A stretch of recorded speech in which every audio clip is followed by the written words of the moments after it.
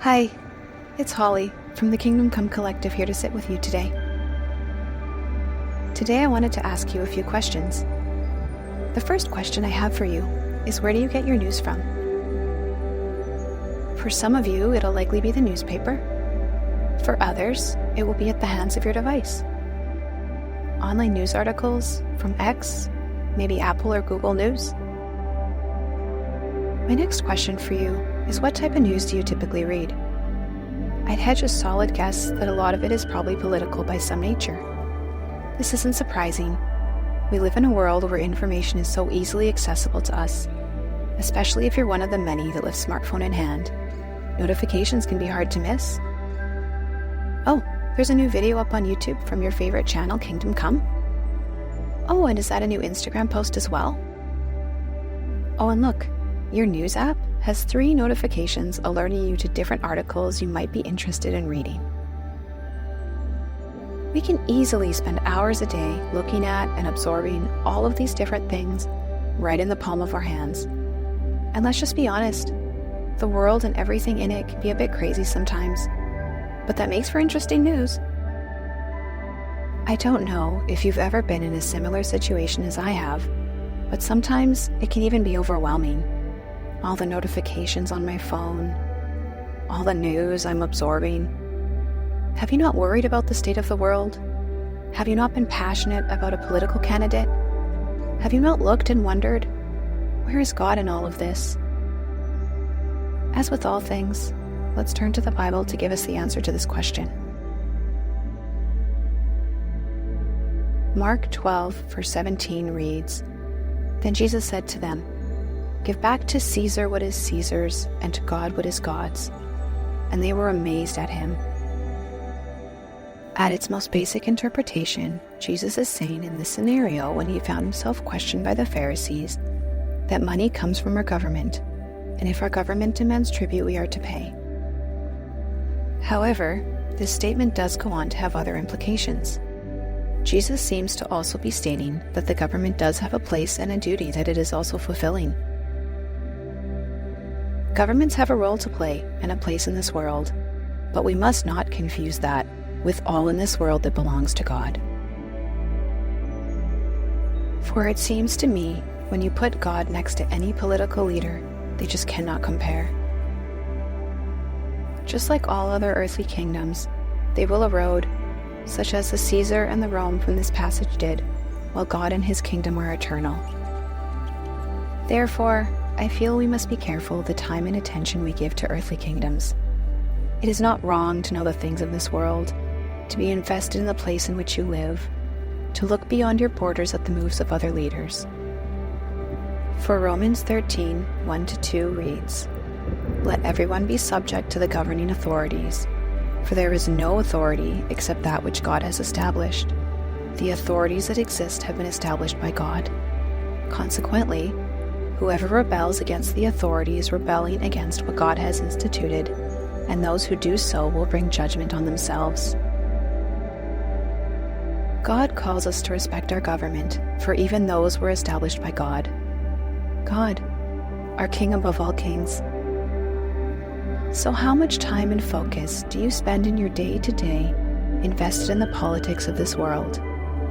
We can so easily become excited over the presidencies of people like Donald Trump, Barack Obama, George W. Bush.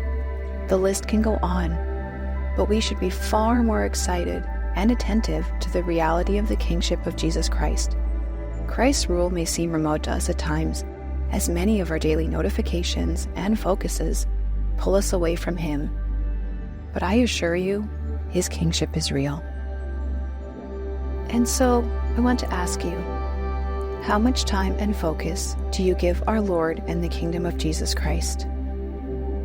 Think about it. How many times have you witnessed a political decision, a candidate to be elected, a policy change that you did not agree with? How many of those times did you wish you could make the change, talk to those who have the power, and really give your opinion? We don't always get the opportunity to speak directly with the leaders of our government, but we have the amazing gift of always being able to reach out and speak to our God, the King above all kings. Now let's spend a few minutes giving some time, attention, and focus on Christ's kingdom.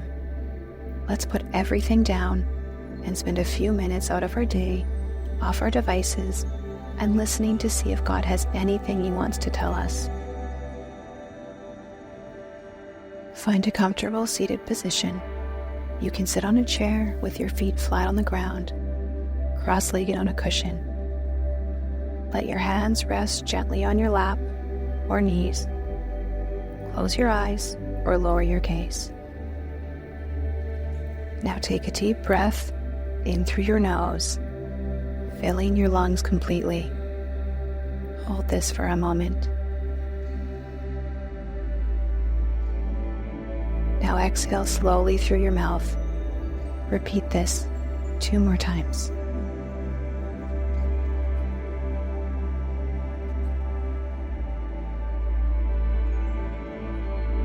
Now let the breath return to its natural rhythm. Notice the sensation of the breath as it flows in and out.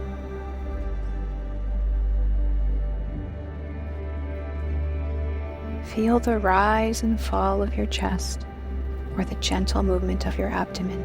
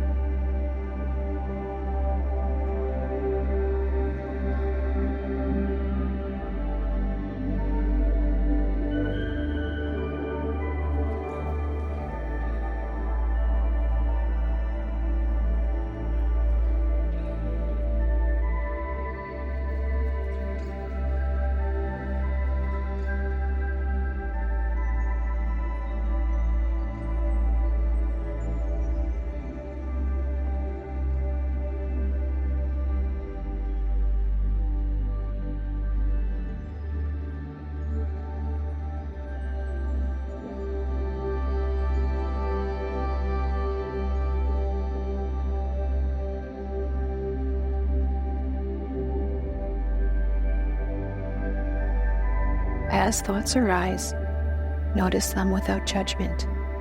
Acknowledge them, then gently bring your focus back to your breath and back to God. If your mind wanders, that's perfectly okay. Each time you return to your breath, you strengthen your practice.